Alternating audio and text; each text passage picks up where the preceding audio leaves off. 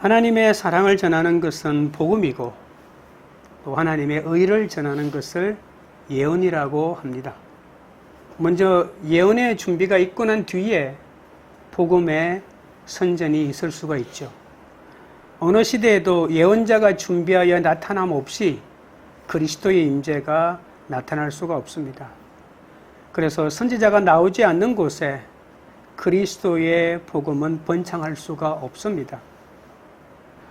지금은 평화의 시대라고 선지자의 입을 다물게 하고 아무리 성령을 기다려도 성령은 내리지 않습니다. 하나님의 말씀을 받은 제대로 된 선지자가 있어야만이 하나님의 구원의 역사가 나타나죠. 예레미야는 무너져가는 민족의 운명을 앞두고 하나님께로 돌아오라고 외칩니다. 시대가 어두울수록 하나님의 말씀을 제대로 전하지 않고 평화를 외치며 거짓을 예언하며 이스라엘 백성을 혼란하게 만드는 예언자들이 많이 나타납니다.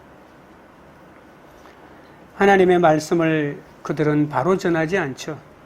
지금은 심판의 때인데 평화를 외치고 있다는 겁니다.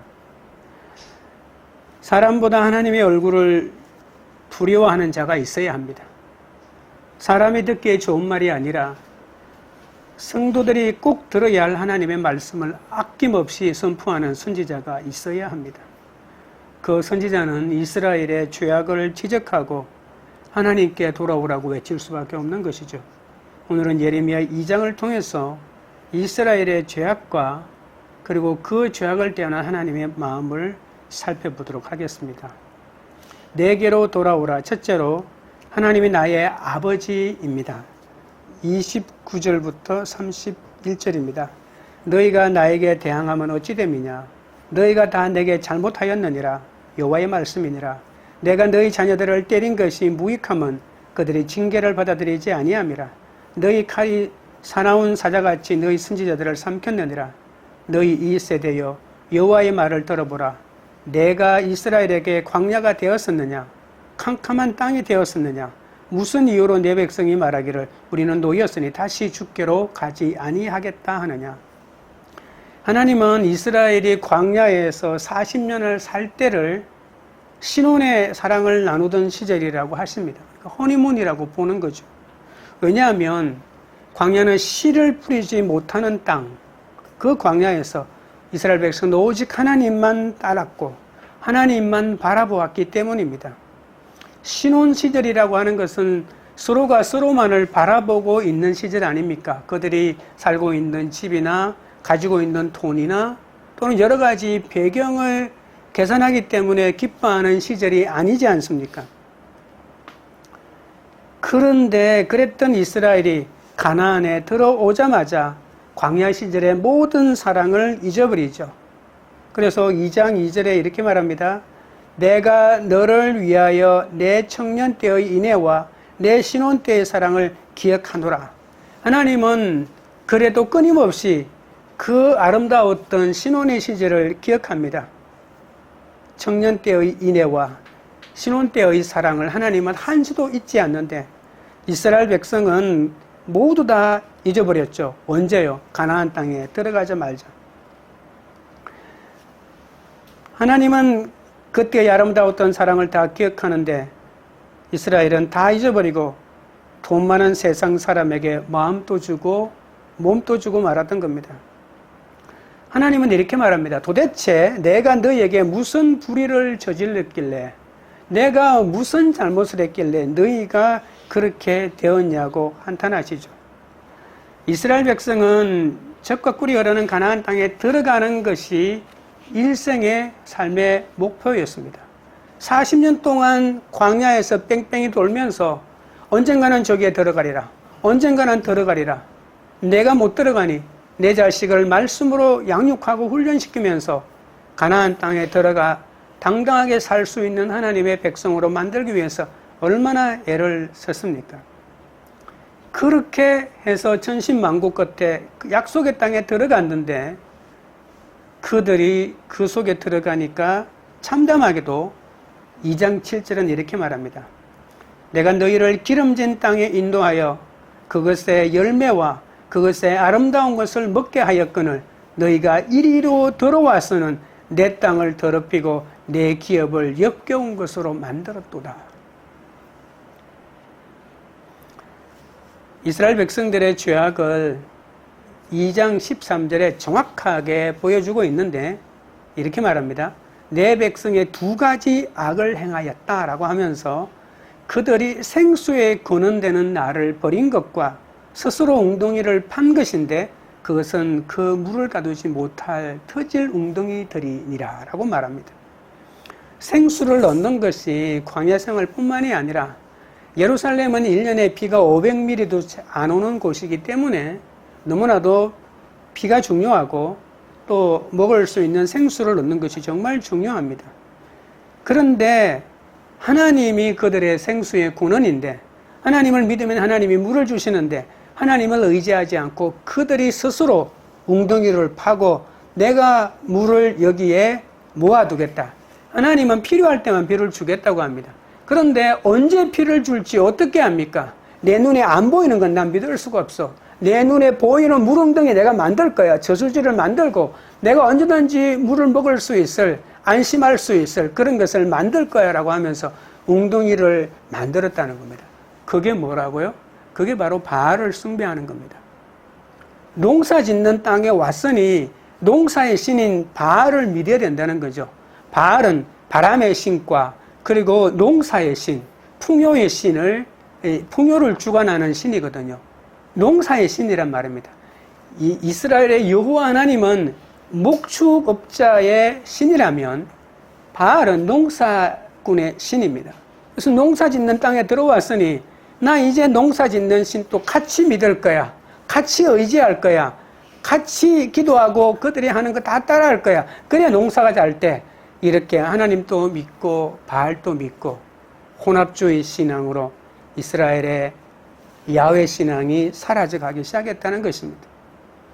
그리고 그들이 물이 모자라니까 물이 있는 18절에 이렇게 말합니다. 내가 시올의 물을 마시려고 애굽으로 가는 길에 있으면 어찌 됨이며 또 내가 그 강물을 마시려고 아수르로 가는 길에 있으면 어찌 됨이냐.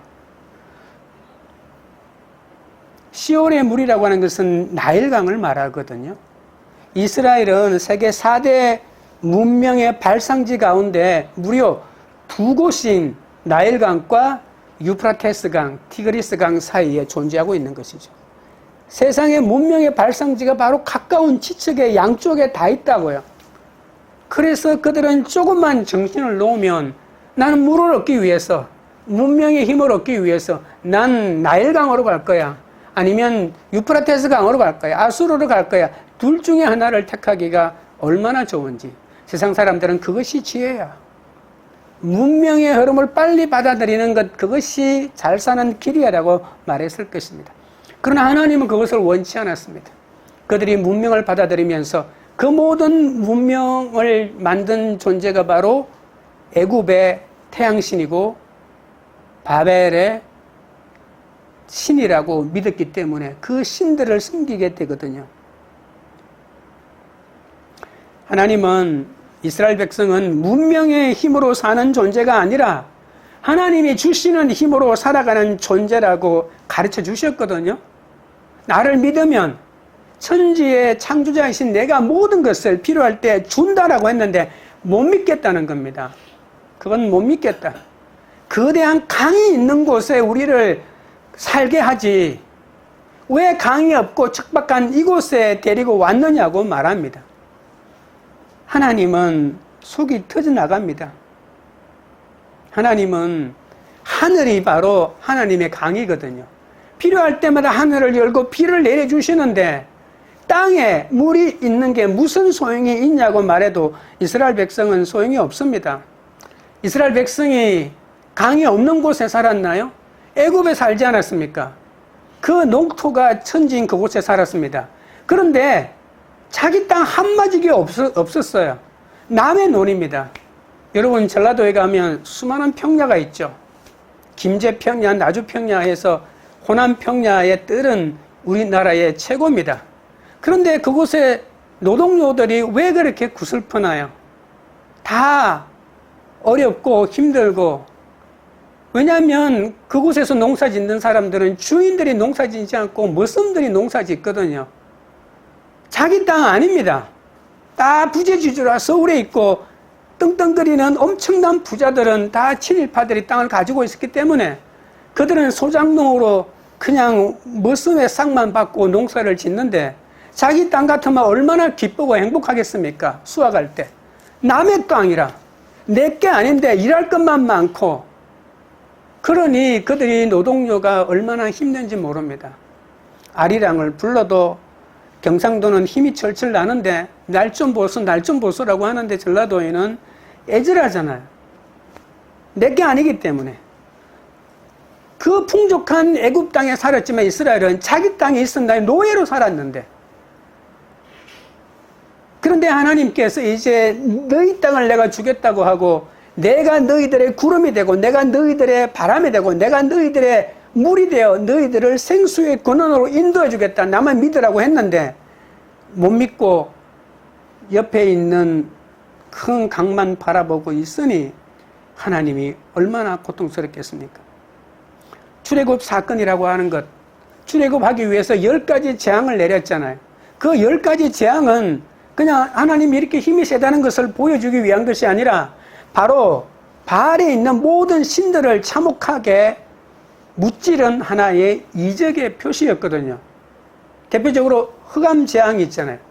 태양신 라라고 하는 것이 애굽의 가장 위대한 신이었는데 태양신을 한 번에 암흑천주로 만들면서 태양신도 꼼짝 못하게 만드는 하나님의 위대한 능력을 보여주지 않았습니까? 그럼에도 불구하고 강을 가르고 강의 물을 마르게 하고 마른 땅같이 지나가게 하고 강을 같이 합쳐가지고 지나가게 하신 분이 누굽니까? 하나님인데도 불구하고 이스라엘 백성이 광야를 거쳐올 때 하나님이 물을 가지고 얼마나 많이 역사했는지 모릅니다. 강을 가르게 할 뿐만이 아니라 강을 마르게 하고 쓴 마라의 물을 단물로 만들고 물이 없는 곳에 반석을 쳐서 물을 내게 하고 물과 관련되어 있는 수많은 역사를 베풀면서 내가 바로 생수의 근원이라는 것을 보여주셨음에도 불구하고 이스라엘 백성은 그 생수의 근원을 버리고 트진 웅덩이를 만들고 물을 마시려고 나일강에 기웃거리고 유프라테스 강에 기웃거리고 있는 참담한 심정인 겁니다. 하나님의 백성은 물이 풍부하게 저장된 나일강과 유프라테스 강에 의해서 사는 존재가 아닙니다. 하나님께서 도와주시면 물이 없는 광야의 반석에서도 물을 채워주시는 분이 하나님이십니다. 하나님은 흐르는 물의 근원이지만 그것을 내 집안에 잡으려고 모아둘 수가 없는 것이죠. 내 눈에는 보이지 않고 내 손아귀에 있는 것은 아니지만 하나님은 언제나 마르지 않는 샘물로 나와 함께 계신 것입니다. 하나님은 샘의 근원이 되어서 그분을 의지하는 자를 언제나 목이 마르지 않게 해주시는 분이시거든요. 하나님의 은혜와 임재는 절대로 고이지 않습니다. 고이는 것은 섰기 때문이죠. 날마다 새로워지는 하나님의 은혜. 그래서 하나님의 은혜의 유효기간은 하루입니다. 하루만 지나면 어제 모았던 하나님의 은혜로는 오늘 내가 살 수가 없어요. 왜 하나님의 유효기간은 1년, 10년, 100년이 되지 못하고 하루뿐일까요? 날마다 새로운 은혜를 그날 주시거든요. 그런데 우리는 새로운 은혜를 받을 준비는 하지 않고 어제 받고 10년 전에 하나님이 나를 고쳐주셨어. 10년 전에 하나님이 나에게 집을 주셨어. 그리고 어떻게 살았는데? 그리고 내 마음대로 살았지 뭐. 그 팔아가지고 그 돈으로 내가 잘 살았지 뭐. 지금은 돈 한 푼 없지 뭐. 10년 전에 하나님이 나에게 이랬다고. 10년 전에 은혜를 가지고 앞으로 오늘 또 내일 또 살려고 어리석은 계획을 품고 있는 사람입니다. 왜 새롭게 주시는 하나님의 은혜를 바라보지 못하고 지나가버린 옛날을 부여잡고 사년하는 것입니다. 그래서 하나님은 우리 가운데 샘의 근원이 하나님 우리 마음에 들어와 계시지, 우리 눈에 보이는 은혜의 창고에 돈을 계속해서 정기적으로 꼽아주는 분이 아니라는 사실입니다. 성전이나 그 무엇으로도 하나님을 담아낼 수 없습니다. 성전은 하나님을 담아낼 수 있어. 하나님은 성전의 임재에 계셔. 이 성전이라고 하는 장소가 거룩해. 이스라엘은 그렇게 생각했죠. 그런데 그 장소가 거룩하고 하나님이 계신 그 성전만큼은 하나님이 계시라고 했는데 성전 또 바벨론 군대에 의해서 촉토가 되어버리고 불타고 사라져 버렸잖아요. 알고 보니까 그 성전에도 하나님이 계신 것이 아니야. 성전은 그냥 이스라엘 백성들의 표현대로 하나님의 발이 하늘에서 그냥 내려와서 하나님이 발을 두는 곳일 뿐이에요. 하나님의 임재를 상징하는 빽빽한 구름이 있으면서 하나님의 임재를 상징하는 곳일 뿐입니다. 하나님은 성전으로도 과거의 경험으로도 이적과 기적으로도 기가 막힌 세상 최고의 건물로서의 교회로도 그 하나님을 담아낼 수가 없다는 겁니다. 왜 우리는 눈에 보이는 하나님에 만족하여 그 하나님을 눈에 보고 손으로 만지고 누구에겐가 자랑할 수 있는 그런 하나님을 믿으려고 하고 있습니까?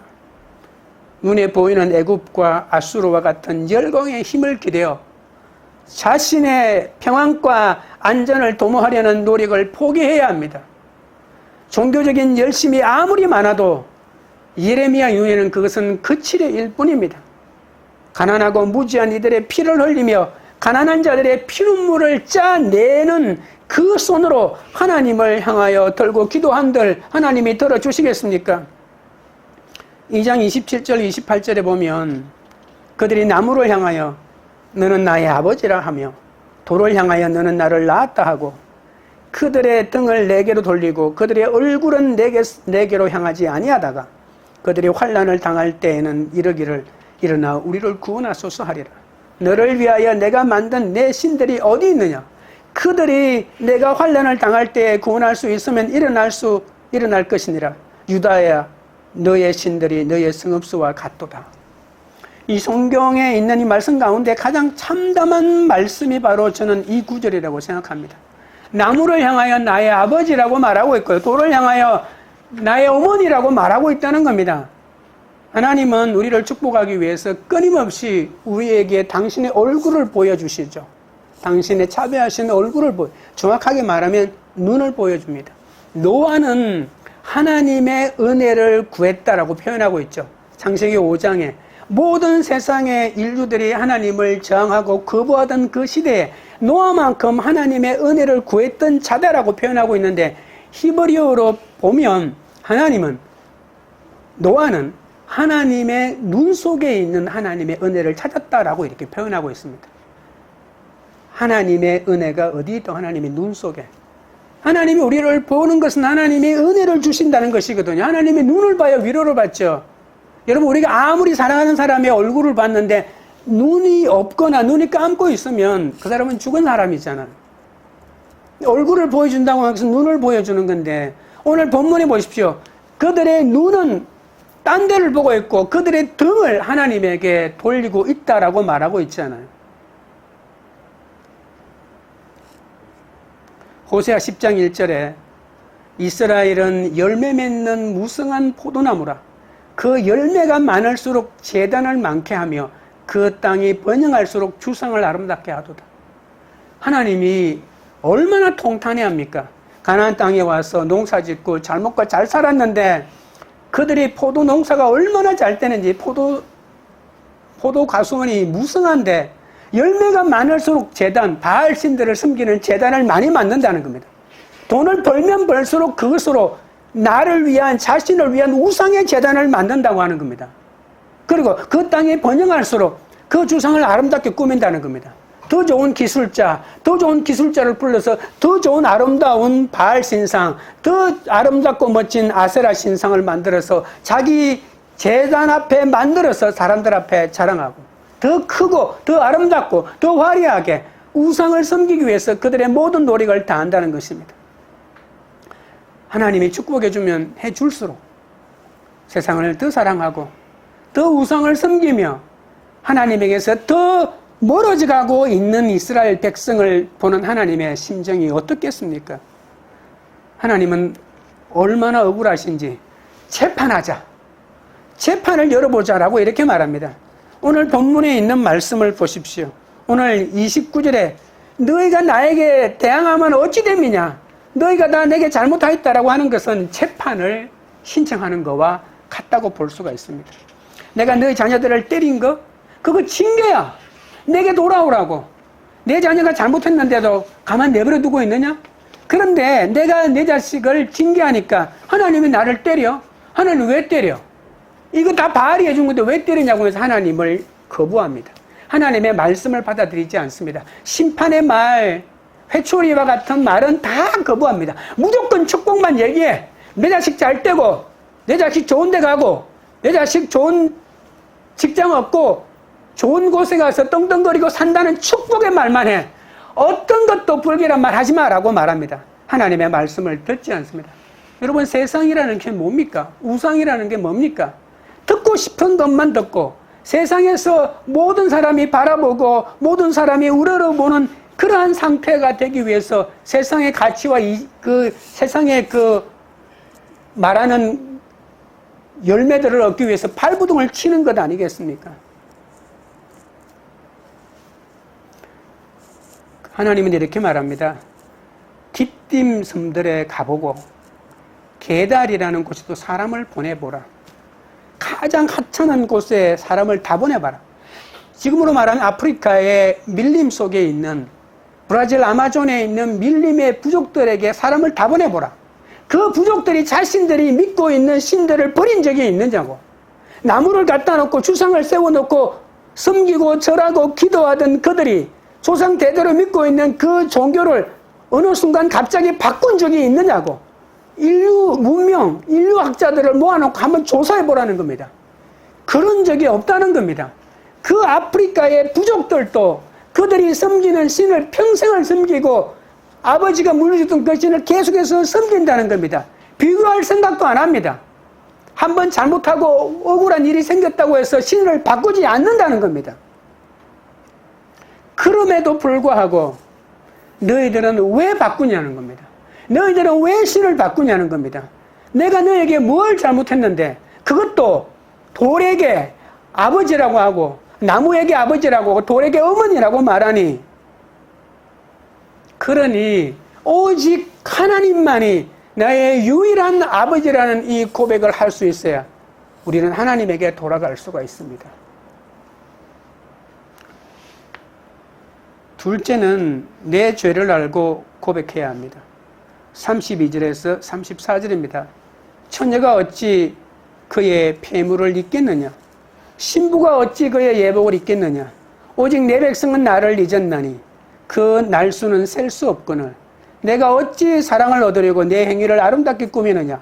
그러므로 내 행위를 악한 여자들에게까지 가르쳤으며 또 내 옷단에는 죄 없는 자들을 가난한 자를 죽인 피가 묻었나니 그들이 담구멍을 뚫었기 때문이 아니라 오직 이 모든 일 때문이니라.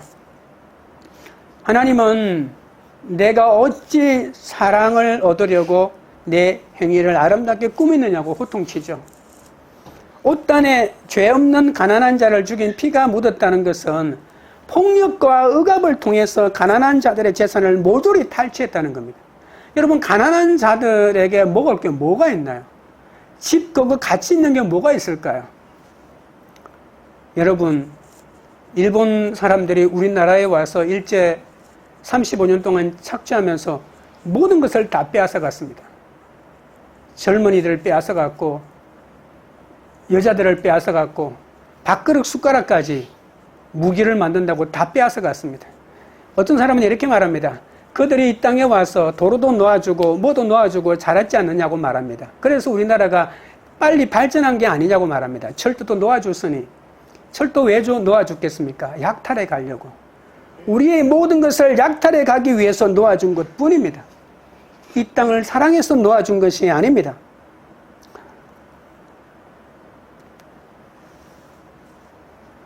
피가 묻었다고 하는 것은 때렸거나 아니면 그 사람을 죽였다는 것이겠죠. 가난한 자의 것, 먹을 거 하나 없는 그들에게 가서 목숨을 순식간에 버리면서도 숟가락 하나라도 훔쳐가고 젓가락 하나라도 훔쳐가고 집에 뭐라도 있는 거 다 훔쳐가고 있다는 사실입니다. 명품 양복을 입고 빛나는 자동차를 타고 교회에 와서 엄청난 헌금 봉투를 집어들고 당당하게 헌금함에 집어넣지만 하나님의 적외선 카메라에는 내 옷단에 묻어있는 피가 보인다는 사실입니다. 우리는 모든 것을 위장하고 감추었기 때문에 내 양심의 적나라한 모습은 보이지 않을 거라고 생각했고, 그런데도 하나님은 정확하게 보고 계십니다. 내 옷단에 묻어있는 피는 무슨 일이냐? 가난한 자를 착취하고 모든 것을 내 것으로 만들기 위한 무지막지한 폭력을 일삼은 게 바로 네 모습의 본질 아니냐? 그것을 회개할 생각은 하지 않고 명품으로 가리고 목사들의 눈을 많은 헌금으로 가리면 그 목사의 축복을 받고 내 축복도 받을 줄 아느냐고 하나님이 말씀하고 있는 것입니다. 살인과 폭력으로 가난한 자의 재산을 빼앗고 담구멍을 뚫고 도둑질한 모든 것을 하나님은 낱낱이 보고 계시고 심판의 근거로 쌓아두고 계시다는 사실입니다. 35절부터 37절입니다.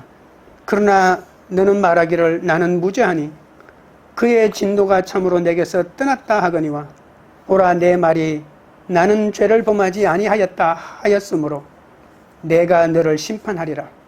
내가 어찌하여 내 길을 바꾸어 부지런히 돌아다니느냐? 내가 아수르로 말미암아 수치를 당함같이 또한 애굽으로 말미암아 수치를 당할 것이라. 내가 두 손으로 내 머리를 싸고 거기 있어도 나가리니 이는 내가 의지하는 자들을 나 여호와가 버렸으므로 내가 그들로 말미암아 형통하지 못할 것이라. 나는 무죄하다라고 하는 이 선언 말입니다. 이 나는 무죄하다라고 하는 이 선언을 이 사람이 왜 했겠습니까? 미쳤겠어요? 자기가 양심에 나는 죄 없다고 했기 때문에 그랬을까요? 성전에서 하나님께 용서받았다고 누군가가 면죄부를 주는 존재가 있었기 때문입니다. 성전에 엄청난 헌금을 가지고 들어가면 제사장이 너 죄 없어 이렇게 선언해 준다는 겁니다. 내 삶을 살피지 않고 내 끝모습을 보고 교회에서의 화려한 내 삶의 배경을 보고 너 무죄야라고 이렇게 말해주는 사람이 있다는 겁니다. 여러분, 내가 용서받고 무죄가 되면 하나님의 진노는 내게서 떠나갔다는 것이겠죠. 이 선언은 잠꼬대처럼 하는 말이 아니라 성전에서 예배 가운데 이루어진 것입니다. 예배가 하나님이 이스라엘 백성들의 죄를 사해 주는 것은 당연하죠. 제사든 예배든 가장 중요한 것은 죄를 고백하고 회개하고 용서받고 새로운 삶을 결단하는 거 아닙니까? 그게 하나님이 기뻐하는 거죠. 찬양을 기뻐하는 게 아닙니다. 헌금 액수를 기뻐하는 것이 아니고요. 예배에 목숨을 걸자라고 하니까 예배 시간 맞춰서 오고 예배 시간에 찬송 열심히 부르고 그게 아닙니다. 회개하고 새로운 삶을 결단해 내기 때문에 예배가 그만큼 중요하다는 뜻이 아닙니까? 내가 무슨 죄를 지었는지 내 잘못을 깊이 뉘우치지 않는 채 회개 없는 성전 예배는 사람의 눈을 가리는데 불과하다는 겁니다. 회개가 없는 헌금만 드리는 제사를 통해서 나를 아름답게 위장하고 꾸민다는 겁니다. 제사장들의 타락이 그 속에 한몫하고 있겠죠. 그들이 죄를 용서해주고 축복의 메시지를 던져주는 제사장이 있기 때문에 이스라엘 백성이 이렇게 타락해 갔다는 겁니다. 성전에서는 죄인인 것처럼 용서받은 의인 행세를 하지만 그들의 삶은 어떨까요? 성전 바깥에서의 삶은 어떨까요? 우리가 방금 살펴봤지 않습니까? 가난한 자들의 피가 여전히 그들의 옷에 묻어 있고 그 문제가 아직도 해결되지 않았는데 명품으로 덮어 입으니 성전에서는 무죄요, 당신은 무죄요 라고 매일매일 선언해 주니까 성전에 나와서 제사만 드리면 나는 무죄라고 하니까 난 무죄다! 성전에 나오면서 밖으로 소리치고 외치는, 내가 왜 무죄냐고? 제사장이 사인해 주었다. 제사장이 나는 무죄라고 말해 주었다라고 하면서 큰 소리 치고 있는 것입니다. 그래서 바깥에 나가서 용기를 얻어서 다시 죄를 짓고 있겠죠. 아모스 8장 4절에서 6절에 이런 말이 있습니다. 가난한 자를 삼키며 땅에 힘없는 자를 망하게 하려는 자들아, 이 말을 들으라. 너희가 이러기를 월삭이 언제 지나서 우리가 곡식을 팔며 안식일이 언제 지나서 우리가 밀을 내게 할고 에바를 작게 하고 세계를 크게 하여 거짓저울로 속이며 은으로 힘없는 자를 사며 신한켤레로 가난한 자를 싸며 찌꺼기 밀을 팔자 하는도다. 이게 무슨 말입니까? 이들도 적어도 안식일만은 장사를 안 한다는 겁니다. 빨리 안식일 지나라, 안식일 지나라, 안식일 지나라. 그들은 예배 드리기 위해서 안식일을 기다리고 예배를 드리기 위해서 안식일 날 결단한 내 삶을 살아보기 위해서 안식일 빨리 지나가라고 하는 줄 아십니까? 안식일 지나라고 그렇게 외치는 것은 적어도 이 사람은 월삭 한 달에 한 번은 그리고 안식일만큼은 죄를 안 짓는다는 겁니다. 거룩한 흉내를 내야 되니까 무죄의 선언을 받아야 되니까 성전에 나가면 제사장들이 무죄라고 해주니까 죄를 안 짓는다는 겁니다. 그러나 안식일이 지나가는 그 적시로 나가서 저울을 속이고 거짓 저울로 은으로 힘없는 자를 사고 신한켤레로 가난한 자를 산다고 합니다. 신한켤레 값으로, 다 떨어진 신한켤레 값으로. 내게 식량을 구걸하는 자에게 네 딸을 내게 주면 내가 곡식을 주겠다고 하면서 그게 바로 파는 것 아니겠습니까? 그러면서 찌꺼기 밀을 팔자. 그들의 장사 수단입니다. 찌꺼기 밀을 팔자. 못 먹는 밀을 팔자는 겁니다. 그래서 돈을 벌자.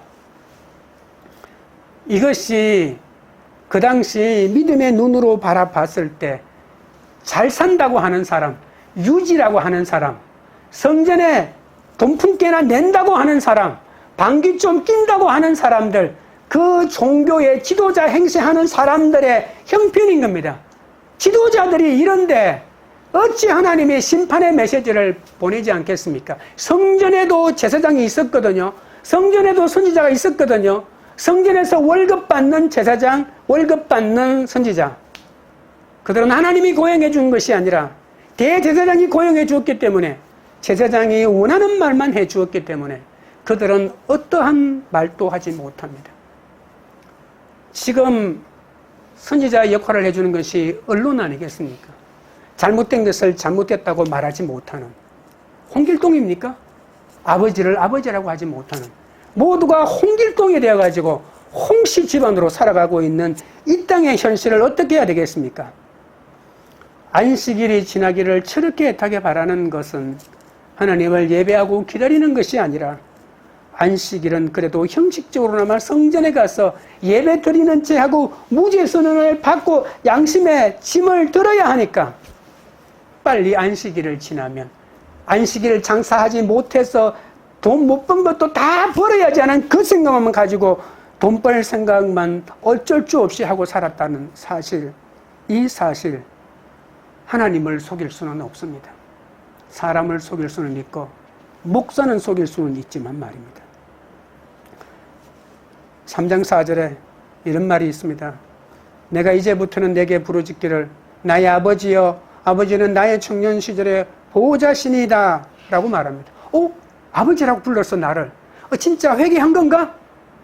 근데 하나님이 바로 5절에 바로 이어서 이렇게 말합니다. 노여움을 한없이 계속하시겠으며 끝까지 품으시겠나이까. 하나님 당신을 나의 아버지로 받아들입니다. 아버지, 아빠. 하나님이 나에게 대한 노를 계속 품지는 않겠죠? 내가 자식인데 그 노를 품으시겠죠? 풀어주시겠죠? 라고 이렇게 말하면서 비아냥거리니까 보라 내가 이같이 말하여도 악을 행하여 내 욕심이 이루었느니라. 하나님은 속지 않으십니다. 아빠, 아버지라고 불렀습니다. 그러니까 지금 나에게 대한 화를 거두어 주시겠죠? 이렇게 거짓 고백만 드리고 있는 이스라엘 백성을 향하여 하나님은 속지 않으십니다. 왜냐하면 한두 번 속아주었거든요. 한두 번 속아주니까 끝까지 뻑하면 이렇게 와가지고 거짓 눈물을 지어짜며 거짓 회개를 하며 아빠라고 불렀습니다. 그러니 됐죠라고 하면서 또 나가가지고는 죄를 짓고 나가가지고는 그를 짓고 회개하는 척, 잘못을 뉘우치는 척, 말씀의 은혜를 받은 척하면서 살아가는 존재가 된 것입니다. 하나님의 성품을 역으로 이용하여 마음대로 악행을 일삼고 있다는 겁니다. 어떻게 이렇게 뻔뻔할 수가 있을까요? 이 욕망을 정당화시켜주는 사람들이 있기 때문이라고 아까도 말했잖아요. 성전에서 이들을 향하여 사죄와 용서를 선포해주는 제사장들 때문입니다. 이들은 지극히 성경적인 고백과 더불어 그들의 삶에서 끝없이 욕심이 드러나든 말든 상관하지 않습니다. 그들은 진실을 선포하는데도 관심이 없습니다. 그들이 듣고 싶어하는 말, 듣고 싶은 행위를 해주는 겁니다. 하나님의 말씀과 하나님의 성품을 의지한다고 하면서도 이 제사장들은 하나님을 두려워하지 않고 하나님의 성품을 자기 멋대로, 그러니까 고객이 원하는 대로 흥신소인가요? 제사장들은 흥신소였고 목사들은 흥신소입니다. 원하는 대로 기도해주고 원하는 대로 그들을 이끌어주고 있다는 겁니다. 2장 8절에 이렇게 말합니다. 제사장들은 여호와께서 어디 계시냐 말하지 아니하였으며 율법을 다루는 자들은 나를 알지 못하며 관리들도 나에게 반역하며 선지자들은 바알의 이름으로 예언하고 무익한 것들을 따랐느냐. 제가 말 아니죠. 제가 말보다 훨씬 더 심하죠. 하나님을 알고 계십니다. 제사장들이 하나님이 어디 계시냐고 절대로 말하지 않는다는 겁니다. 아까도 2장 29절인가요?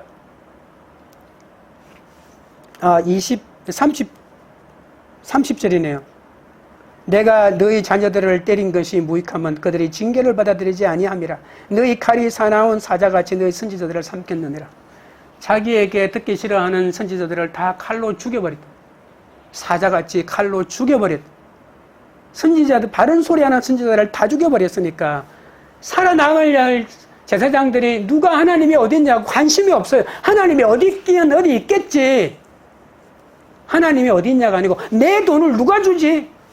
헌금 많이 내는 사람, 내가 무죄 선언해주는 사람이 나에게 돈을 주니까 그들이 나에게는 하나님인 거예요. 하나님이 어디 있냐고 물을 필요가 없는 거예요.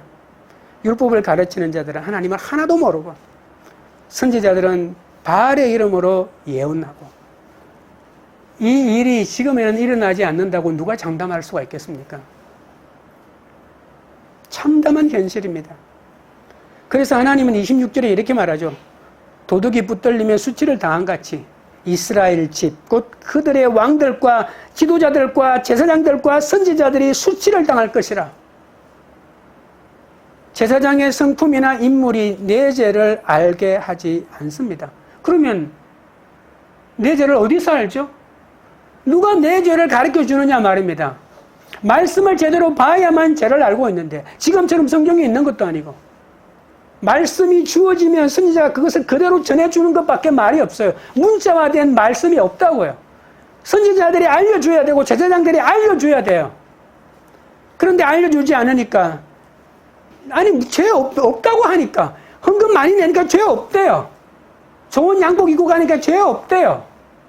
좋은 가마 타고 가니까 좋은 말 타고 가니까 죄 없다고 하는데 어쩌란 말입니까?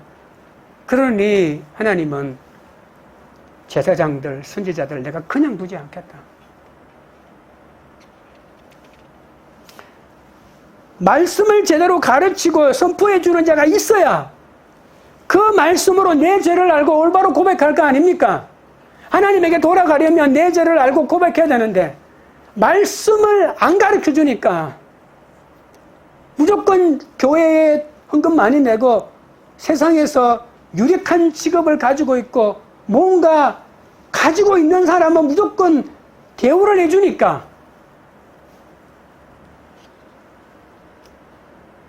세상이 교회 안으로 들어와서 모든 교회의 종들이 세상에 굴복하고 가는 현실 아니겠습니까? 그때나 지금이나. 말씀 없는 사람은 내가 잘난 줄 압니다. 내 죄를 모르니까 절대로 하나님에게 돌아가지 않겠죠. 그러니 하나님에게 돌아가기 위해서는 내 죄를 알고 고백해야 되는데 말씀만이 내 죄를 깨닫게 해주는데 그 말씀을 선포해주는 제사장과 선지자가 썩으면 이 땅에 주님께 돌아가는 사람은 없다라는 사실을 알아야 합니다. 셋째로 하나님께 돌아가려면 진실과 정의와 공의로 살아야 합니다. 4장 1절부터 4절까지를 제가 읽겠습니다. 여호와께서 이르시되 이스라엘아, 내가 돌아오려거든 내게로 돌아오라. 내가 만일 나의 목전에서 가정한 것을 버리고 내가 흔들리지 아니하며 진실과 정의와 공의로 여호와의 삶을 두고 맹세하면 나라들이 나로 말미암아 스스로 복을 빌며 나로 말미암아 자랑하리라. 여호와께서 유다와 예루살렘 사람에게 이와 같이 이르노라. 너희 묵은 땅을 갈고 가시던 불에 파종하지 말라. 유다인과 예루살렘 주민들아, 너희는 스스로 할례를 행하여 너희 마음 가죽을 베고 나 여호와께 속하라. 그리하지 아니하면 너희 악행으로 말미암아 나의 분노가 불같이 일어나 사르리니 그것을 끌 자가 없으리라. 정의와 공의는 이웃과 마음을 같이 하고 자신에게 대하듯 이웃을 대하는 올바른 관계를 말하는 겁니다. 그리고 외모에 휘둘리지 않고 무슨 옷을 입고 무슨 재산을 가지고 무슨 차를 타고 오는지를 휘둘리지 않고 올바르게 내린 판결과 연결되는 그런 말입니다. 열방의 회복은 단순히 복음이 지리적으로 다시 예루살렘으로 돌아가면서 이루어지는 게 아닙니다. 성경은 분명하게 말합니다. 열방의 회복은 예수의 이름을 높이 선포하고 그 이름을 찬송하며 그 땅을 밟는 것으로 이루어지지 않습니다. 이게 열방의 회복하고 연관이 있는 것처럼 살아가겠지만 열방이 왜 돌아오지 않는지 아십니까? 지금 이슬람을 믿으면 믿었지 예수는 믿지 않겠다고 하는 이유가 뭔지 아십니까? 유럽인들이 수천 년의 역사 동안 얼마나 잔악하게 사람들을 핍박하고 박해했는지를 보면 알 수 있습니다. 예수 믿는 유럽인들이 얼마나 잔혹하게 사람들을 죽이고 그들의 노예로 삼고 살았는지 말입니다. 그 결과가 지금인 것이죠. 예레미야와 구약 본문들은 열방의 목전에서 하나님의 백성들이 진리와 정의와 공의를 행하며 살아야만이 열방의 주님에게 돌아온다고 말입니다. 교회를 크게 짓고 가서 먹을 것 조금 준다고 해서 돌아오는지 아십니까? 정의와 공의대로 살아야 합니다. 잘못을 빌어야 됩니다. 빌고 또 빌고 다시는 그러한 역사를 되풀이하지 않아야 합니다. 가난한 자를 핍박한 역사가 유럽의 기독교 역사라고 해도 과언이 아닙니다. 오늘 본문은 분명히 말합니다. 열방이 돌아오기를 원하느냐? 그러면 진리와 정의와 공의로운 삶을 살아야 한다고. 호세아 10장 12절 13절에 이렇게 말합니다. 너희가 자기를 위하여 공의를 심고 인애를 거두라. 너희 묵은 땅을 기경하라. 지금이 곧 여호와를 찾을 때니 마침내 여호와께서 오사 공의를 비같이 너희에게 내리시리라. 너희는 악을 닦아라. 죄를 거두고 거짓 열매를 먹었나니 이는 내가 내 길과 내 용사의 많음을 의뢰하였습니다. 여러분, 하나님께서 오셔서 여호와를 찾을 때다. 지금 여호와를 찾으라고 하죠. 그 여호와에 와서 뭐 하는데? 그 여호와께서 오셔서 공의를 빛처럼 내리신대요. 우리가 그렇게 찾는 하나님, 나에게 공의를 내리신대요. 하나님 그렇게 찾습니까? 하나님이 내 속에 오기를 바라십니까? 그렇게 노래하십니까? 그렇게 기도하십니까? 그 말씀대로 살라는 겁니다. 정직하게 살라는 겁니다. 신실되게 살라는 겁니다. 정의롭고 공의롭게 살기 위하여 발부둥을 치라는 겁니다. 종교인이 되는 것이 아닙니다. 종교심을 강화시키는 것이 아닙니다. 교회 더 많이 가는 것이 중요한 게 아닙니다. 더 많은 헌금을 내는 것이 중요한 것이 아닙니다. 더 많이 전도하려고 나가는 것이 중요한 것이 아니라 하나님의 말씀인 정의와 공의로운 삶을 살기 위하여 우리는 여태까지 뭐 했냐면 악을 밭갈고 죄를 거두고 거짓 열매를 먹었다고 하지 않습니까? 악을 밭갈고 거짓 열매를 거두었으니 죄를 거두었으니 거짓 열매를 먹을 수밖에 없죠. 근데 하나님은 이제 공의를 심어라. 그러면 참된 열매를 먹을 것이다. 내 용사가 많음을 의뢰하지 마라. 내 돈이 많음을 의지하지 마라. 용사는 나를 대신하여 싸워주는 존재 아닙니까? 내 돈이, 내 집이, 내 배경이, 내가 가지고 있는 모든 권력이 내 용사 아닙니까? 그 용사가 많음을 자랑하지 말라고 합니다. 왜냐하면 그만큼 하나님을 의뢰하지 않기 때문입니다. 내가 만든 용사가 이렇게 많은데 하나님을 누가 의뢰하고 하나님에게 기도하겠습니까? 로마서 2장 28절 29절에 무릇 표면적 유대인이 유대인이 아니요 표면적 육신의 할례가 할례가 아니라 오직 이면적 유대인이 유대인이며 할례는 마음에 할지니 영에 있고 율법 조문에 있지 아니한 것이라. 그 칭찬이 사람에게서가 아니라 다만 하나님에게서라. 진정한 할례를 하라고 합니다. 마음의 가죽을 빼는 것. 이때까지 모두 육신의 가죽을 빼는 할례를 행하면서 나는 이제 유대인이 되었다. 나는 이제 이스라엘 백성이 되었다. 하나님의 백성이 되었다라고 자랑하면서 정의와 공의롭게 살지 않았던 이스라엘 백성. 그러나 하나님은 이제는 마음의 할례를 하라고 이렇게 말합니다. 할례는 남성의 성기의 표피를 잘라내는 것인데 하나님의 언약 백성의 표징으로 아브라함에게 제일 먼저 하라고 하지 않았습니까? 신약으로 치면 세례라고 할 수가 있겠죠. 성기의 표피를 베어내면 얼마나 아프겠습니까? 하나님의 백성이 되기 위한 신체 일부분을 잘라내는 이런 아픔을 겪어내야 되는 거죠. 그와 같은 아픔으로 하나님 앞에서 마음을 찢는 회개를 해라는 그런 말입니다. 마음을 찢으라는 겁니다. 마음을 잘라내라는 겁니다. 마음의 할례를 받은 성도는 하나님의 음성에 예민해지지 않겠습니까? 그래서 작은 고난에도 하나님에게 돌아오지 않겠습니까? 뜨거울수록 굳어지는 벽돌처럼 고난이 올수록 완악해져 하나님의 말씀을 안 듣는 사람이 아니라 오직 하나님의 은혜가 들리는 그런 사람이 되어야 합니다. 나는 혈통적인 유대인이라고 주장하고 할례 받았다고 말하는 것은 아무 의미도 없습니다. 우리의 종교성이 우리를 구원해 주지 않습니다.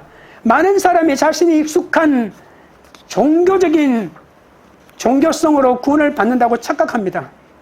그러나 참된 구원은 유대인이냐 할례를 받았느냐에 있지 않습니다.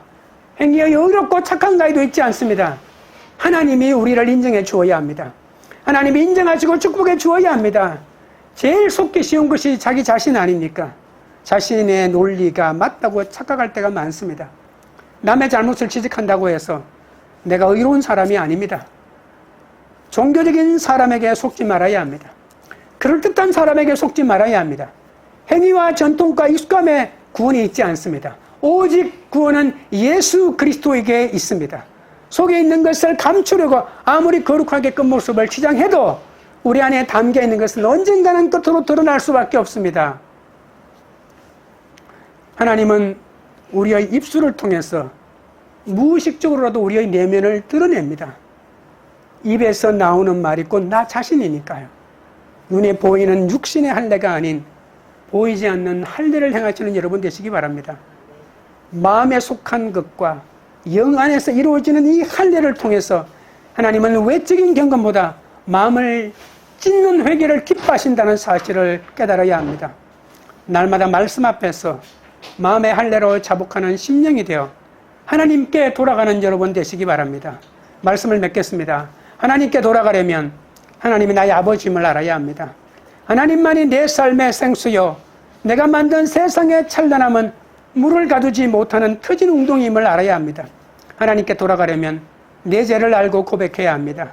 성전 예배가 아무리 화려해도 그것으로 내 죄가 없어지지 않습니다. 세상 재물이 탐나서 가난한 자를 억압하지 않고 주어진 삶의 자리에서 하나님의 살아계심을 드러내야 합니다. 하나님께 돌아가려면 진리와 공의와 정의로 살아야 합니다. 권력과 인기에 휘둘리지 않고 언제나 올바르게 판단해야 합니다. 끝으로 드러난 의식을 행하는 종교일이 아니라 날마다 말씀 앞에서 마음의 할례로 자복하는 여러분 되시길 주님의 이름으로 축원드립니다. 아멘. 찬양 드리고 기도하겠습니다.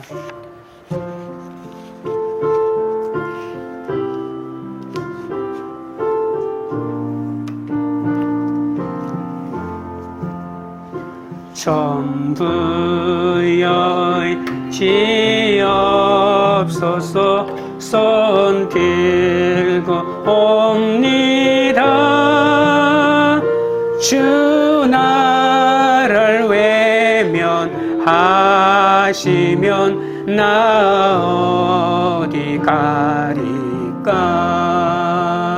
내 죄를 씻기 위하여 피 흘려 주시니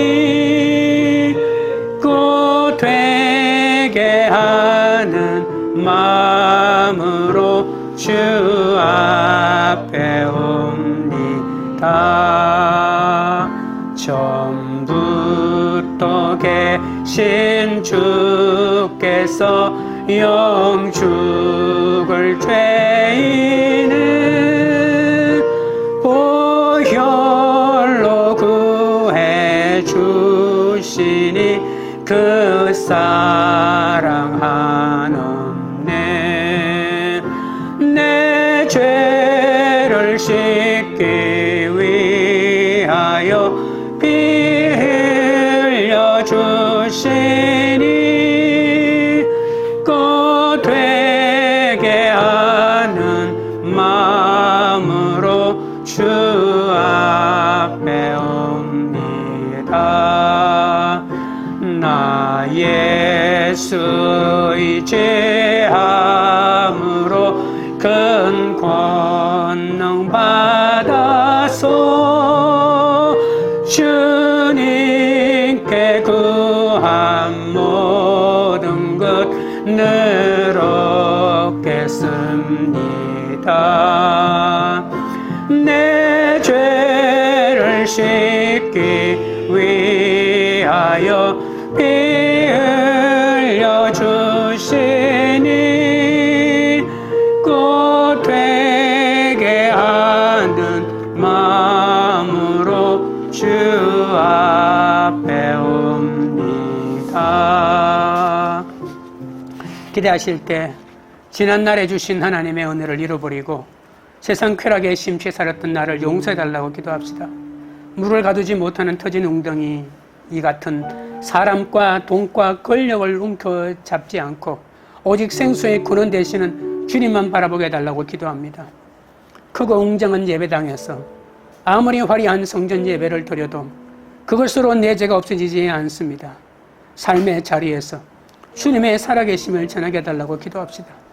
내 유익과 이익에 휘둘리며 권력과 돈과 세력에 좌지우지되는 기회주의 인간이 아니라 언제나 올바르게 판단하고 진실과 공의와 정의의 삶을 살게 해달라고, 날마다 말씀 앞에서 마음의 할례로 자복하게 해달라고,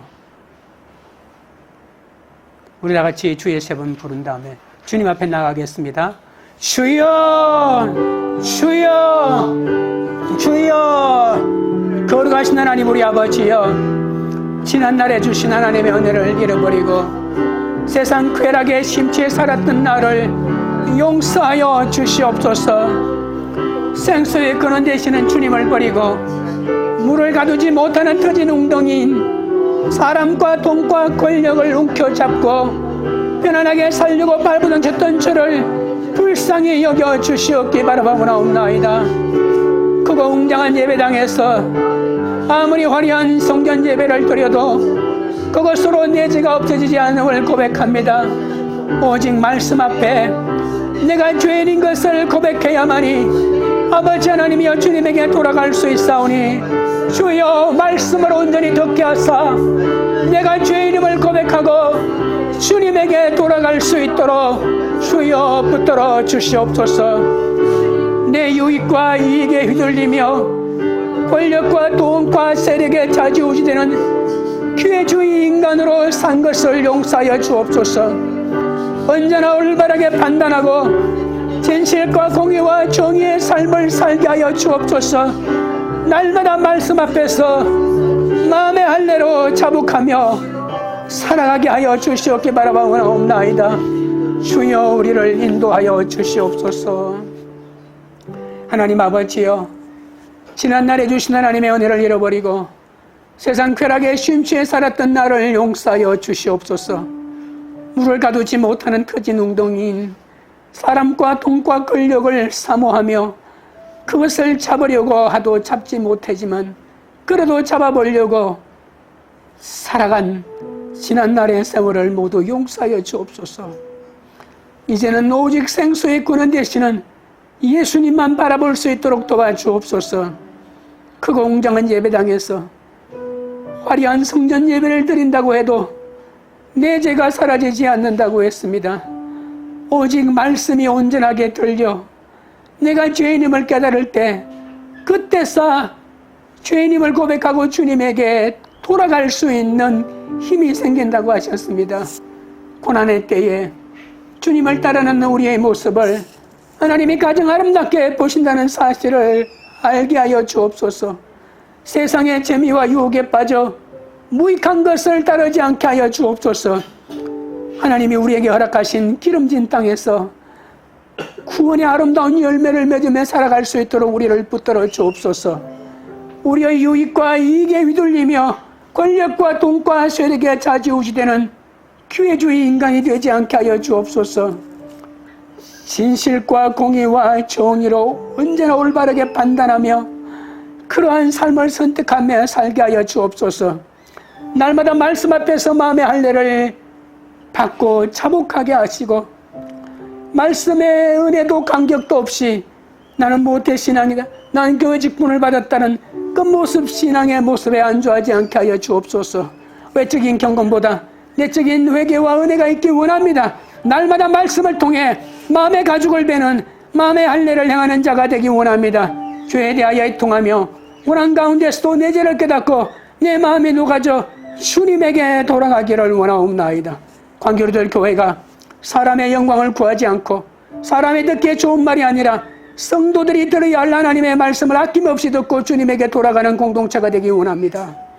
세상이 이걸 위해 끝모습 신앙으로 살지 않고 오직 말씀 앞에 진실과 공의와 정의의 마음으로 살기를 원합니다.